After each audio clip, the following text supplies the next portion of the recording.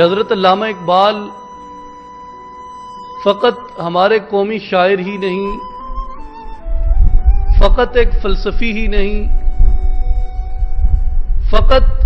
ایک دانشور اور ایک سیاستدان ہی نہیں، جو لقب علامہ کو رسالت مآب صلی اللہ علیہ وسلم کی بارگاہ مبارک سے عطا ہوا کہ آپ گلشن نبوت صلی اللہ علیہ وسلم کے بلبل ہیں۔ کہا حضور نے اے اندلیب باغ حجاز کہ اے اقبال آپ باغ نبوت کے بلبل ہیں، کہ جو باغ نبوت میں ترانے گاتے ہیں رسالت مآب صلی اللہ علیہ وسلم کے دین کے، رسالت مآب صلی اللہ علیہ وسلم کے نظریے کے۔ اور کلی کلی ہے تیری گرمی نواز گداز، کہ اس چمن کی جو کلیاں ہیں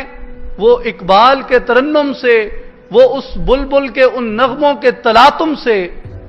وہ پگھلتی جاتی ہیں، ان میں گداز پیدا ہو جاتا ہے۔